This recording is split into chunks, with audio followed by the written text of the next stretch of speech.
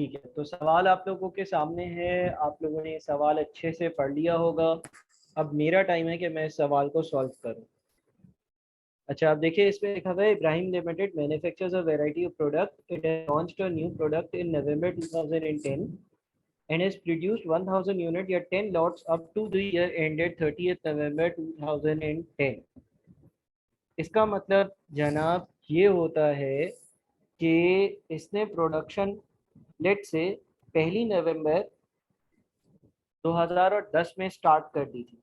1 नवंबर 2010 में production start कर दी थी और 30 नवंबर 2010 तक 30 नवंबर 2010 तक इस टाइम पीरियड में ये 10 लॉट्स बना चुका था। ठीक है, इस टाइम पीरियड तक ये 10 लॉट जो है वो अपनी मैन्युफैक्चर कर चुका था। 10 लॉट जो है वो ये बना चुका था। तो 10 लॉट्स बना चुका था, तो अगर इसको मैं नंबर दूं लॉट नंबर 1 से लॉट नंबर 10, लॉट नंबर 1 से लॉट नंबर 10 ये बना चुका था। अच्छा, मैं पहले पार्ट जो है ना वो P&L बना रहा हूँ। 650 वाला सवाल आप लोगों ने रीड किया हुआ होगा, बातें आप लोगों को समझ में आ गई होंगी। तो मैं जो P&L फिलहाल बना रहा हूँ ना वो 650 यूनिट्स वाला P&L बना रहा हूँ। ठीक है, सॉरी 650 की प्राइस वाला P&L बना रहा हूँ। तो 10 यूनिट्स ये 1 नवंबर 2010 और 30 नवंबर 2010 के बीच में बना चुका होगा। देखो, अब सवाल की रिक्वायरमेंट पर अगर आप आते हो तो वो बोलता है determine which of the above price the company should charge for the next year ending 30th नवंबर 2011। यानी कि अगला साल जो शुरू हुआ 1 दिसंबर 2010 से और ये साल खत्म हुआ 30 नवंबर 2011। हमें डिसीजन इस रेलेवेंट टाइम पीरियड का लेना है। हमें डिसीजन इस रेलेवेंट टाइम पीरियड का लेना है। ठीक है, ये बात याद रहे, हमें डिसीजन इस रेलेवेंट टाइम पीरियड का लेना है। इस रेलेवेंट टाइम पीरियड में अगर कंपनी 45,000 यूनिट्स बनाती है, यानी कि 450 लॉट्स बनाती है, तो वो लॉट नंबर 11 से लॉट नंबर 460 ये वाली लॉट्स होंगी। ठीक है, ये लॉट नंबर 11 से लॉट नंबर 460 ये वाली 450 लॉट्स होंगी। लॉट नंबर 1 से लॉट नंबर 450 नहीं होगी।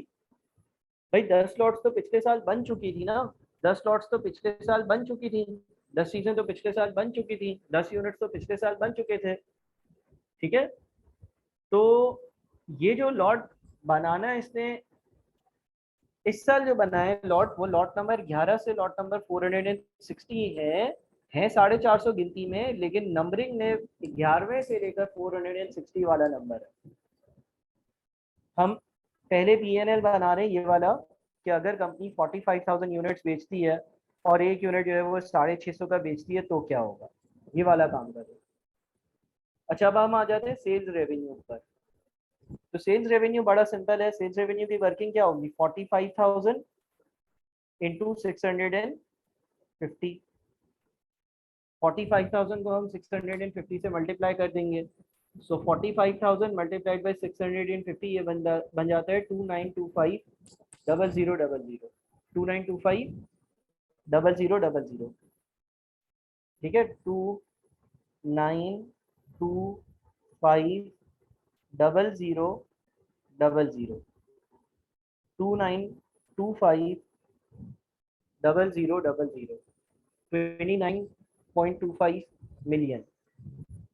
तो इसका मतलब ये हो गया कि हमारे पास पहले केस का जो सेल्स रेवेन्यू होगा वो हो गया 29250000।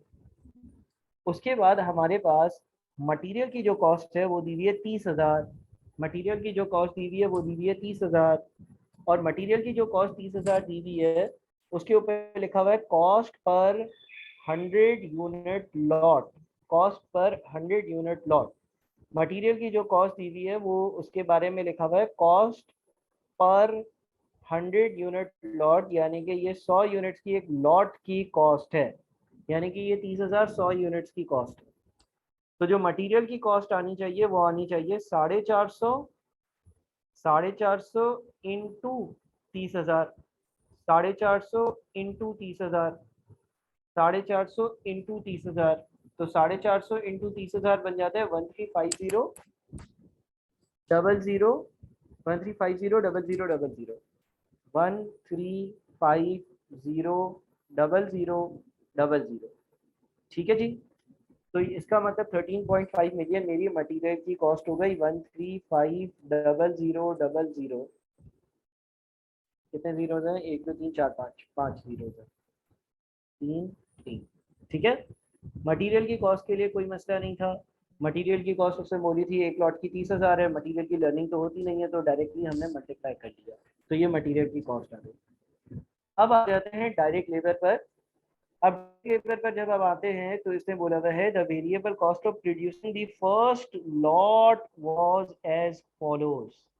यानी कि ये जो आपको कॉस्ट दी हुई है वो पहली लॉट की दी हुई है, और आपको पहली लॉट के बारे में बताया हुआ है कि डायरेक्ट लेबर पर 20,000 का खर्चा लगा होगा। तो इसका मतलब ये हो गया कि ए जो है वो मेरा 20,000 होगा। ए जो है ना मेरा 20,000 होगा। और ये बता क्या रहा है? ये आपको बता रहा है कि पहली लॉट पर लगने वाली क्या कॉस्ट होगी। तो जब हम y कैलकुलेट करेंगे, वो हमें एवरेज कॉस्ट देगा। जब हम y कैलकुलेट करेंगे वो हमें एवरेज कॉस्ट देगा। इसलिए क्योंकि यहाँ पर नंबर ऑफ आवर्स की इंफॉर्मेशन तो नहीं है, कॉस्ट की इंफॉर्मेशन है। और अगर कॉस्ट की इंफॉर्मेशन है तो अगर ए जो है वो पहले लॉट पे लगने वाली कॉस्ट होती है, तो y जो होता है वो एवरेज कॉस्ट होती है। अच्छा, अब यहाँ पर जो सबसे इम्पोर्टेंट चीज़ है वो ये है कि आप इस डायग्राम को समझ लो। इस डायग्राम को अगर आप समझते हो ना, तो आप जो प्रॉफिट एंड लॉस अकाउंट बना रहे हो, वो प्रॉफिट एंड लॉस अकाउंट बना रहे हो 1 दिसंबर 2010 से लेकर 1 दिसंबर 2010 से लेकर 30 नवंबर 2011 वाले साल का। ठीक है। आप जो प्रॉफिट एंड लॉस अकाउंट बना रहे हो वो बना रहे हो 1 दिसंबर 2010 से लेकर 30 नवंबर 2011 वाले साल का। अब मैं इस डायग्राम को वापस से समझाता हूँ। देखिए, सवाल के टॉप पर ये लिखा हुआ था, it has launched a new product in November 2010 and has produced 1000 units या 10 lots up to the year ended November 30th 2010। यहाँ पर क्लियरली ये लिखा हुआ था कि कंपनी ने नवंबर के महीने में नया प्रोडक्ट बनाना लॉन्च कर दिया था, शुरू कर दिया था बनाना, और उसने 1000 यूनिट्स या 10 लॉट्स जो है वो 30 नवंबर 2010 वाले दिन तक बना लिए हैं। कंपनी इतने यूनिट्स ऑलरेडी बना चुकी है। कंपनी ऑलरेडी ये यूनिट्स तैयार कर चुकी है। ये यूनिट्स कंपनी तैयार कर चुकी है, रेडी कर चुकी है। ये मेरे इस पर्टिकुलर ईयर से पर्टेन नहीं करते हैं, इसलिए क्योंकि अगर मैं रिक्वायरमेंट देखता हूँ तो रिक्वायरमेंट में मुझे जो प्रॉफिट एंड लॉस अकाउंट बनाना है वो बनाना है उस साल का जो साल 30 नवंबर 2011 को ख़त्म होता है। और सवाल मुझसे ये कहते हैं कि इस साल में अगर तुम 45,000 यूनिट्स बनाओगे, 650 के हिसाब से बेचोगे, तो तुम्हारे नतीजे क्या होंगे। तो इसका मतलब 1 नवंबर 2010 को प्रोडक्शन शुरू हुई, 30 नवंबर 2010 तक सवाल के डेटा के टॉप लाइन के हिसाब से मैं 10 यूनिट्स या 10 लॉट्स ऑलरेडी बना चुका था। यानी कि लॉट नंबर 1 से लॉट नंबर 10, ऐसा ही हुआ ना, लॉट नंबर 1 से लॉट नंबर 10। भाई जब प्रोडक्ट बनना शुरू हुआ, नया प्रोडक्ट था, तो उसका पहला लॉट बना, फिर दूसरा लॉट बना, फिर तीसरा बना, फिर चौथा बना, फिर पांचवा बना, फिर छठा बना, फिर सातवां बना, फिर आठवां बना, फिर नवा बना और फिर 10वां बना। यहाँ पर 30 नवंबर 2010 वाला दिन आ गया। अब मुझे ये डिसाइड करना है कि ये जो नया साल है, जो साल 1 दिसंबर 2010 को शुरू हो रहा है और 30 नवंबर 2011 को ख़त्म हो रहा है, जो साल 1 दिसंबर 2010 से शुरू हो रहा है और 30 नवंबर 2011 वाले दिन ख़त्म हो रहा है, ये जो पर्टिकुलर ईयर है, क्या मुझे इसमें 450 लॉट्स बनाने चाहिए या 700?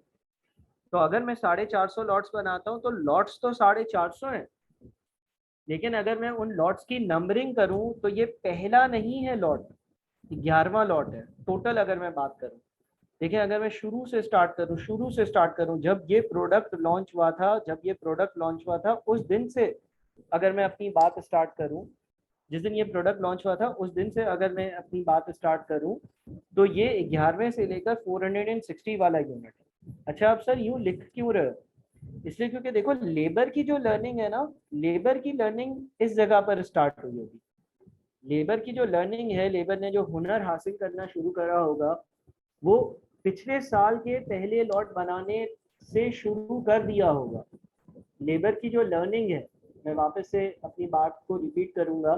देखो लेबर ने जब तुमने लेबर को पहला लॉट बनाने को बोला तो उसकी लर्निंग स्टार्ट हो गई, फिर उसने दूसरा लॉट बनाया, फिर उसने तीसरा लॉट बनाया, फिर उसने चौथा लॉट बनाया, फिर उसने पांचवा लॉट बनाया, है ना?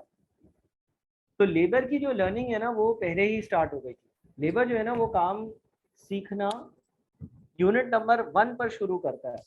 ऐसा थोड़ी है कि कंपनी का ईयर एंड नया स्टार्ट हुआ तो वो पिछला सारा काम भूल गया। ऐसा थोड़ी है कि नया साल शुरू हुआ तो वो पिछला जितना उसने काम किया था वो सब भूल गया, वापस उसको सिखाओ, नहीं। लेबर जो है वो काम करना यहाँ से शुरू हो गया था, लेबर यहाँ से काम सीखना शुरू हो गया था। लेबर ने यहाँ तक कुछ एक्सपीरियंस, पिछले सालों में भी कुछ एक्सपीरियंस गेन कर लिया था क्योंकि उसने 10 यूनिट्स बना लिए थे, 10 लॉट्स बना लिए। इस साल लेबर ने 450 लॉट्स बनाई, लेकिन ऐसा नहीं है कि उसका एक्सपीरियंस 0 पर था, बल्कि उसका एक्सपीरियंस इस साल के शुरू में 10 लॉट्स बनाने का ऑलरेडी था। ऑलरेडी उसको 10 लॉट्स बनाने का एक्सपीरियंस था। तो अगर लेबर की लर्निंग होती है तो मुझे लेबर के हिसाब से देखना पड़ता है कि लेबर का कितना एक्सपीरियंस है। अच्छा अगर टोटल बात करें यानी कि पिछला साल, अगला साल, सारा का सारा, तो लेबर की टोटल कितने यूनिट्स की लर्निंग हो गई है? तो टोटल 460 यूनिट्स की लर्निंग हो गई है। एग्री? लेबर की लर्निंग कुल टोटल लर्निंग 460 यूनिट्स की हो गई है। एग्री? हम अभी सिर्फ और सिर्फ ऑप्शन नंबर ए पर बात कर रहे हैं, ऑप्शन नंबर बी पर मैं नहीं आया, ऑप्शन ए की बात कर रहा हूँ। तो अगर हम लेबर की बात करते हैं कि भाई जब इसने चीजें बनाना शुरू करी और आज जब ये वाला दूसरा साल खत्म हुआ तो आज तक वो 460 चीजें बना चुका है। सवाल में ये लिखा था कि लर्निंग कब स्टॉप होगी? लर्निंग तब स्टॉप होगी जब लेबर 500 यूनिट्स बना लेगा। तो क्या अभी लर्निंग स्टॉप हुई होगी? क्या अभी लर्निंग स्टॉप हुई होगी? नहीं सर, लर्निंग स्टॉप नहीं हुई होगी। लर्निंग स्टॉप नहीं हुई होगी। तो लर्निंग के स्टॉप वाली कैलकुलेशन तो कुछ नहीं आती। अलबत्ता अलबत्ता आप जरा गौर से सुनना, इस साल की लेबर की कॉस्ट कैसे कैलकुलेट हो गई होगी? Total cost for unit number 1 to unit number 460 minus total cost for unit number 1 to 10 is equals to total cost for unit number 11 to 460 जो हमें मालूम करना है। देखें जरा इसको, जरा सोचें समझें गौर करें इस बात पर गौर करें। मैंने क्या लिखा है?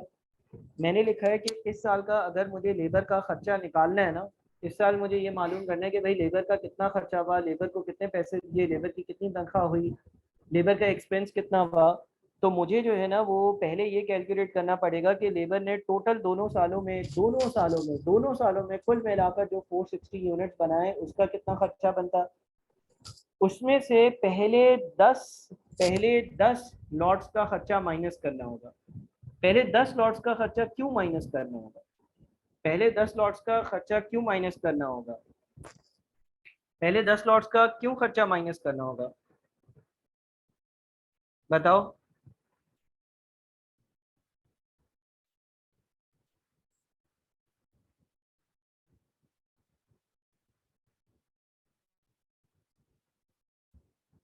पहले 10 लॉट्स का खर्चा इसलिए माइनस करना होगा क्योंकि वो पिछले साल हमने बनाए थे। हमें क्या करना है? हमें तो सर इस साल का प्रॉफिट एंड लॉस अकाउंट बनाना है ना। हमें तो इस साल का प्रॉफिट एंड लॉस अकाउंट बनाना है। इस साल के प्रॉफिट एंड लॉस अकाउंट का ताल्लुक पिछले साल में क्या हुआ था उससे तो नहीं है। तो पिछले साल अगर आपने कोई यूनिट्स बनाए थे तो उसका आप खर्चा माइनस कर दो।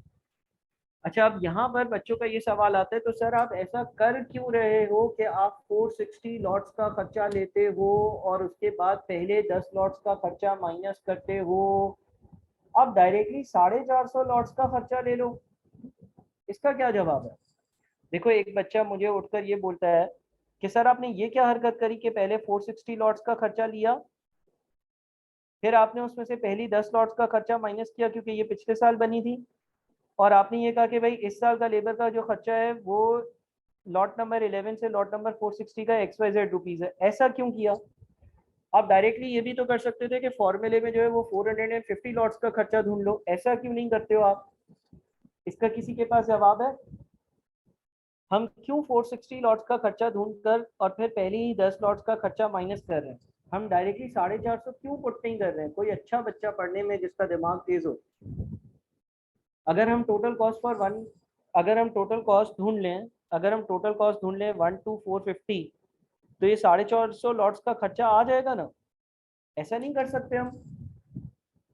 ऐसा हम नहीं कर सकते। ऐसा हम नहीं कर सकते इसलिए नहीं कर सकते क्योंकि अगर हम पहली 450 लॉट्स का खर्चा ढूंढेंगे तो इसमें पिछले साल की 10 और इस साल की पहली 440 चीजें होंगी। देखो, जैसे जैसे लेबर काम सीखता जाता है वैसे वैसे खर्चा कम होता रहता है। जैसे जैसे लेबर काम सीखता जाता है वैसे वैसे खर्चा कम होता रहता है। अगर आप पहले 450 लॉट्स का खर्चा कैलकुलेट करोगे तो वो कंपैरेटिवली ज्यादा बनेगा बनस्बत 11वीं से लेकर 460th लॉट के।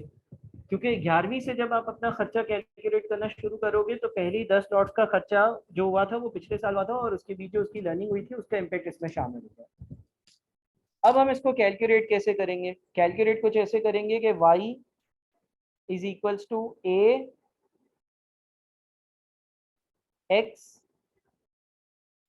पावर b माइनस का 0.152 कितना आता है? y is equal to x power b। पहले मैंने x की जगह 460 डाला है।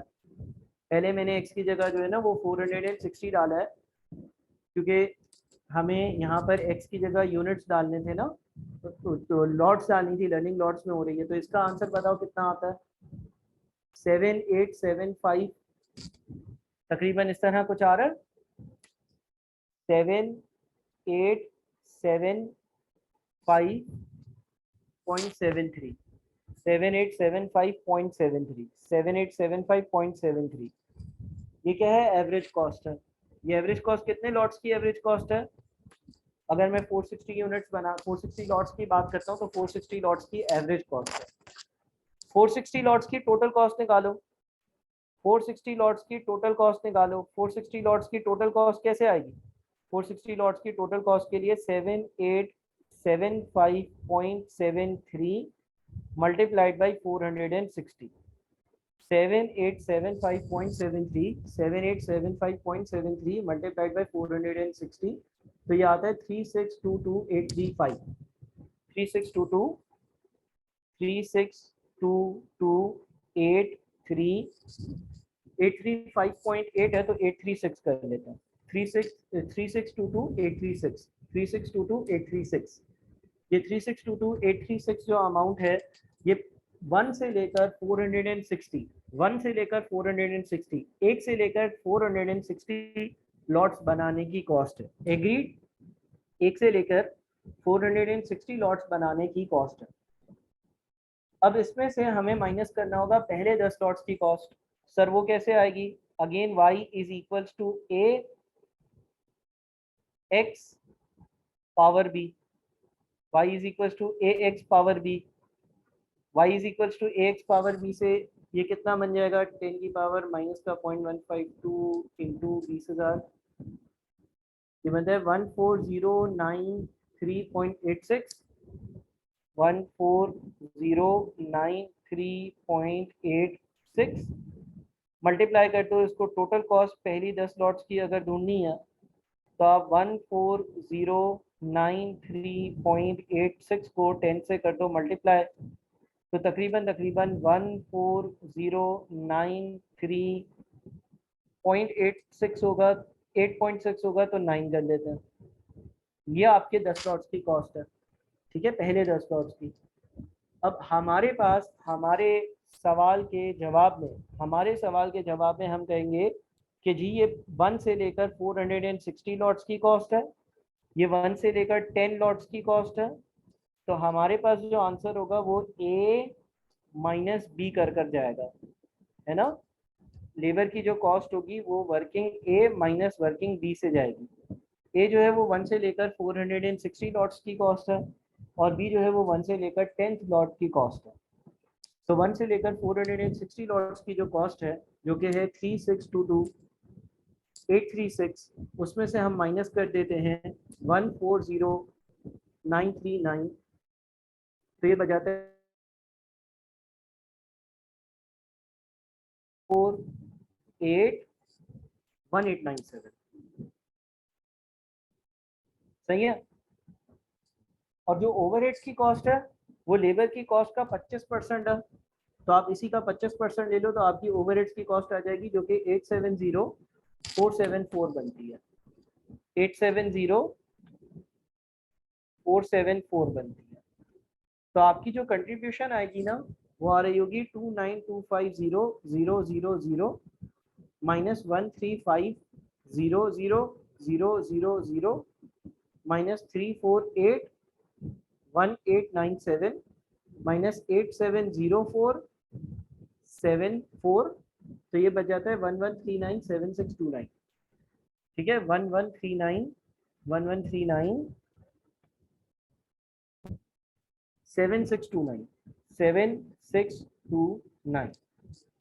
ठीक है भाई, ये पहली चीज आपके पास हो गई। ये हमने क्या किया, हमने ये देख लिया कि अगर हम 450 लॉट्स बनाकर बेचते हैं तो हमारी कंट्रीब्यूशन की वैल्यू कितनी होगी। इसी तरह से हमें 750 के लिए भी काम करना है। पहले 450 में कोई चीज़ कंफ्यूज कर रही है तो मुझे बता दो। 450 यूनिट्स की वर्किंग में अगर कोई चीज़ कंफ्यूज कर रही है तो मुझे बता दो। क्लियर है?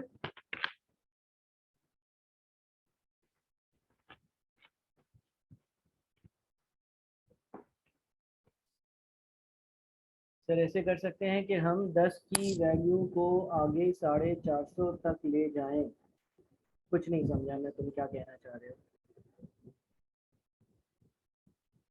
बेटा अहमद। पहले वाले केस में आपने बेचे कितनी लॉट्स हैं? आपने बेची ही 450 लॉट्स हैं, तो 500 पर क्यों जाए मुन्ना? हमने बेची ही 450 चीजें है ना, हमने 500 चीजें तो बेची ही नहीं है। 500 तो क्या है, 500 पे तो इसने बोला है लर्निंग स्टॉप होगी, 500 पर लर्निंग स्टॉप होगी, और कुछ भी नहीं बोला इसने। चलो अगेन इसको कॉपी करो, 10 मिनट दे रहा हूँ कॉपी करने के लिए, और कोशिश इस बात की करने के लिए कि अगला पार्ट सॉल्व कर सको। ठीक है, 10 मिनट दे रहा हूँ, इसको कॉपी करो और कोशिश करो कि अगला पार्ट आपका सॉल्व हो जाए। सही है, चलो शाबाश, फिर मैं ट्राई करता हूँ, अगला पार्ट सॉल्व करता हूँ। ठीक है, कोशिश करना। ये बहुत अच्छा सवाल है, बहुत अच्छा सवाल है। आज के सेशन में मैंने जो बेसिक कॉन्सेप्ट और आज ये जो सवाल करवा रहा हूँ ये कर लिया, आपका लर्निंग कर्व परफेक्ट हो जाएगा। एक ही सवाल में सारी चीज़ें, तो अच्छे से करो। ठीक है, और यहाँ तक पहले कॉपी करो, फिर 700 यूनिट्स का पीएनएल बनाना। मैं आप लोगों को 5 से 10 मिनट देता हूँ। चलो जी, सेकंड मेथड पर आते हैं, मतलब second profit and loss account बनाते हैं। कुछ चीज़ें तो इसमें बड़ी सिंपल है। Sales revenue, sales revenue calculate करना सिंपल है ना। सेल्स रेवेन्यू कैसे कैलकुलेट होगा? सेल्स रेवेन्यू कैलकुलेट हो जाएगा इस बार 550 मल्टीप्लाइड बाई 70,000, 70,000 मल्टीप्लाइड बाई 550। तो 70,000 मल्टीप्लाइड बाई 550 कितना होता है फटाफट? 385000000, 3850000, 3850000। इसके बाद मटेरियल की कॉस्ट, मटेरियल की कॉस्ट बड़ी सिंपल है, कैसे होगी? 700 मल्टीप्लाइड बाई 30,000, 700 मल्टीप्लाइड बाई 30,000 जो है आपके पास 21 मिलियन आ जाएगी। ये भी बड़ा आसान था। ठीक है, मेन काम ही क्या है? मेन काम ही आपका लेबर की कॉस्ट है और कुछ भी नहीं है इस सवाल में। अच्छा, अब लेबर की कॉस्ट के बारे में जरा कान फेफड़े नाक कान सब कुछ खोल के सुन लो। ठीक है, देखो मैं यहाँ पर वर्किंग कर रहा हूँ, यहाँ पर बड़ी इंपॉर्टेंट वर्किंग कर रहा हूँ। कंपनी ने 1 नवंबर 2010 को एक प्रोडक्ट बनाना शुरू कर दिया। 30 नवंबर 2010 तक कंपनी ने पहले 10 यूनिट्स बना लिए थे।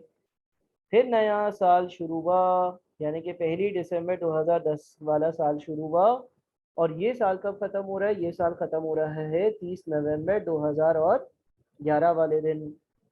दूसरे ऑप्शन के हिसाब से कंपनी ने यहाँ पर 700 चीजें बनाई, तो वो यूनिट नंबर 11 से लेकर यूनिट नंबर 710 होगा। लेकिन यहाँ पर एक और तोहफा रखा हुआ है, और वो तोहफा ये रखा हुआ है कि जैसे ही 500 यूनिट्स मुकम्मल हुए, जैसे ही 500 यूनिट्स मुकम्मल हुए तो लर्निंग हो गई स्टॉप। जैसे ही 500 यूनिट्स मुकम्मल हुए तो लर्निंग हो गई स्टॉप। जैसे ही 500 यूनिट्स मुकम्मल हुए तो लर्निंग हो गई स्टॉप। लर्निंग जब स्टॉप होती है तो फिर आगे वाले यूनिट्स किस हिसाब से बनते हैं? जिस वैल्यू पर 500 यूनिट बना था उसी वैल्यू पर बनते हैं। यहाँ तक बात समझ में आई? 1 से 10 पहले 10 यूनिट्स पिछले साल बन गए। इस साल यूनिट नंबर 11 से यूनिट नंबर 710 ये 500 यूनिट्स बने। इस साल टोटल 700 यूनिट्स बने। लेकिन जैसे ही 500 यूनिट्स बने तो लर्निंग रुक गई। लर्निंग रुक जाती है तो उसके बाद अगले जितने भी यूनिट्स होते हैं वो उसी वैल्यू पर बनते हैं जिसपे 500 यूनिट बना होता है। क्लियर है? अब पहले तो 500 यूनिट की कॉस्ट ढूंढ लेते हैं। कैसे? 1 से लेकर 500 यूनिट्स की, 1 से लेकर 500 यूनिट्स की पहले ढूंढेंगे एवरेज कॉस्ट। यहाँ कर लेते हैं वर्किंग। एवरेज कॉस्ट 1 से लेकर 500 यूनिट्स की। अरे भाई क्या लिखना है, 500 लिखना है ना। तो वो हो जाएगा 20,000। 20,000 इंटू 500, और पावर में आ रहा होगा माइनस का 0.152। 0.152। ठीक है, तो ये क्या बन जाएगा? 500 की पावर माइनस का 0.152 इंटू 20,000। क्या आ रहा है आपके पास? 7776.54। 7776.54। फिर 500 यूनिट्स की टोटल कॉस्ट के लिए 500 मल्टीप्लाइड बाई 7776.54। तो अगर हम मल्टीप्लाई करते हैं तो 500 यूनिट्स की टोटल कॉस्ट है 3888,271। 3888,271 ये 500 यूनिट्स की टोटल कॉस्ट है। अच्छा, 499 यूनिट्स का काम करते हैं। एवरेज कॉस्ट 1 से लेकर 499 यूनिट्स की, उसके लिए हो जाएगा 20,000 मल्टीप्लाइड बाई 499 की पावर माइनस का 0.152। ठीक है, तो 499 की पावर माइनस का 1.52 इंटू 20,000, ये बन जाता है आपका 7778.91। 7778.91। अच्छा, टोटल कॉस्ट के लिए क्या करेंगे? 499 मल्टीप्लाइड बाई 7778.91। तो ये हमारे पास टोटल कॉस्ट आ जाएगी 38816। 38816,776। ठीक है, अब क्या करेंगे? अब 500 यूनिट की कॉस्ट आ गई। 500 यूनिट की कॉस्ट कैसे आई? आपने 500 यूनिट की कॉस्ट निकालने के लिए 500 यूनिट्स की कॉस्ट में से 499 यूनिट्स की कॉस्ट को करना है माइनस। ए में से बी को माइनस कर लो, तो 500 500 में यूनिट की कॉस्ट आ जाएगी 3888271 माइनस 3881676, यानी कि ये आ जाएगा 6595। ये 6595 क्या है? ये 6595 500 यूनिट जो होगा ना उसकी कॉस्ट होगी। 500 यूनिट जो होगा ना उसकी कॉस्ट होगी। ठीक है, ये जो कॉन्सेप्ट हमने बेसिक एग्जाम्पल्स में पढ़ा वही चल रहा है। अच्छा देखो, इस साल की अगर बात करते हैं, इस साल की अगर बात करते हैं ना, तो इस साल यानी कि ये जो 30 नवंबर यहाँ पर साल शुरू हुआ है और यहाँ पर साल खत्म हुआ है, इसमें हमने 500 यूनिट्स बनाए। सॉरी, 700 यूनिट्स बनाए। इसमें हमने 700 यूनिट्स बनाए। इसमें हमने कितने यूनिट्स बनाए? इसमें हमने 700 यूनिट्स बनाए। इन 700 यूनिट्स के दो हिस्से हैं। इन 700 यूनिट्स के दो हिस्से हैं। इन 700 यूनिट्स में यूनिट नंबर 11 से लेकर यूनिट नंबर 500। इन 700 यूनिट्स में यूनिट नंबर 11 से लेकर यूनिट नंबर 500। इन 700 यूनिट्स में से यूनिट नंबर 11 से लेकर यूनिट नंबर 500, इसकी एक कॉस्ट आनी चाहिए। और फिर यूनिट नंबर 501 से लेकर यूनिट नंबर 501 से लेकर यूनिट नंबर 710, इन 210 यूनिट्स की कॉस्ट आनी चाहिए। ठीक है, देखिए आप जरा इसको जरा मैच भी कर लें। 11 से लेकर 500 होता है 490। और 210, 490 और 210 कितना होता है? 490 और 210 टोटल 700 होता है। ठीक है, इस बार आपने 700 यूनिट्स बनाए, पहली चीज। इस बार टोटल आपने 700 यूनिट्स बनाए, पहली चीज। इस बार टोटल आपने 700 यूनिट्स बनाए, पहली चीज। इस 700 यूनिट्स में से यूनिट नंबर 11 से यूनिट नंबर 500, ये जो 490 यूनिट्स हैं, ये एक कैटेगरी के हो गए। और 501 से लेकर 710 ये वो यूनिट्स हैं जो लर्निंग स्टॉप होने के बाद बने, ये 210 यूनिट्स हो गए। तो ये जो यूनिट नंबर 11 से यूनिट नंबर 500, इसकी कॉस्ट कैसे आएगी? पहले 500 यूनिट्स की कॉस्ट, पहले 500 यूनिट्स की कॉस्ट यानी कि 3888,271 माइनस पहले 10 यूनिट्स की कॉस्ट, माइनस पहले 10 यूनिट्स की कॉस्ट। पहले 10 यूनिट्स की कॉस्ट हमने पहले भी निकाली थी, पहले 10 यूनिट्स की कॉस्ट पहले भी निकाली थी। पहले 10 यूनिट्स की कॉस्ट क्या कैलकुलेट करी थी हमने? पहले 10 यूनिट्स की कॉस्ट कैलकुलेट करी थी 140939, 140939। ठीक है जी, ठीक है। आप इसकी रिकॉर्डिंग भी देखिएगा तो ज़्यादा बेहतर आपको समझ में आएगा। मैं क्या कर रहा हूँ, मैं पहले 500 यूनिट्स में से पहले 10 यूनिट्स की कॉस्ट माइनस कर रहा हूँ जो पिछले साल बने थे। तो इस साल के जो पहले 490 यूनिट्स है उसकी कॉस्ट आ जाएगी 3888,271 माइनस 140939, ये बन जाता है 3747332, 3747322, 3747322। और इसके बाद 501 से लेकर 710, ये जो 210 यूनिट्स है इसकी कॉस्ट वही होगी जो 500 यूनिट की थी, यानी कि 6595 के हिसाब से। तो 210 इंटू 6595 ये बन जाएगा आपका 1384950, 1384950। और अब अगर हम इन दोनों को ऐड कर देते हैं, अगर हम ए को यानी कि 490 यूनिट्स और बी को यानी कि अगले 210 यूनिट्स की कॉस्ट को ऐड कर देते हैं तो 1384950 प्लस 3747322, यानी कि टोटल मेरा लेबर का खर्चा 51322272 बनता है। 51322272, 51322272 बनता है, 513222 बनता है। ठीक है जी। अब आपने यहाँ पर ये लेबर का खर्चा लिख दिया 51322272। वेरिएबल ओवरहेड्स इसका 25% है, तो वेरिएबल ओवरहेड्स 1283068 हो गए,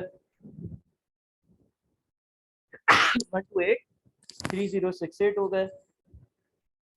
अच्छा जी, और आपका यहाँ पर 3850,000 माइनस 21,000,000 माइनस 51322272 माइनस 1283068।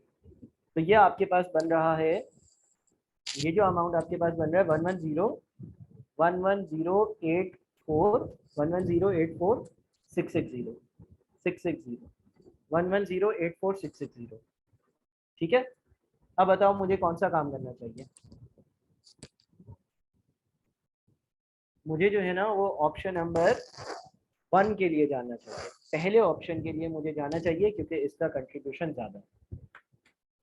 अब ये सवाल का जो दूसरा पार्ट था वो थोड़ा सा मैंने तेज़ी में सॉल्व किया क्योंकि क्लास का टाइम 5 बजे तक था, लेकिन आप लोगों के पास ये जो रिकॉर्डिंग है, इसकी रिकॉर्डिंग देखकर ना वो आप इसको कंप्लीट कर सकते हैं। क्लियर है? बहरहाल जिसने बेसिक कॉन्सेप्ट बिल्कुल जिसके पक्के होंगे उसको इतना मसला नहीं हुआ होगा। कितने लोगों को 100% समझ में आ गया? अच्छा हाँ, आप इसकी पिक्चर ले लो, आप इसकी पिक्चर ले लो, इस स्क्रीन की पिक्चर ले लो पहले। तो यहाँ पर जो हमने ये वर्किंग करी है, ये हमने जो 700 यूनिट्स थे ना उसकी वर्किंग करी है, इसकी पिक्चर ले लो और फिर दूसरी पिक्चर भी ले लो और फिर जो है वो इसको रिवाइज करो। नेक्स्ट सैटरडे अगेन 2 से 5 में आप लोगों के साथ इसी तरह से कोई टॉपिक डिस्कस करूंगा, आप लोग इसको रिवाइज कर लें। मैं ऐसे 2-4 क्वेश्चन जो है ना विद आंसर्स आप लोगों को देता भी हूँ ताकि आपकी प्रैक्टिस हो जाए। तो आप इन 2 लेक्चर्स को देखना पहले, और इन 2 लेक्चर्स को देखकर और उसके बाद फिर रिलेवेंट जो भी सवाल हों उसकी प्रैक्टिस करना।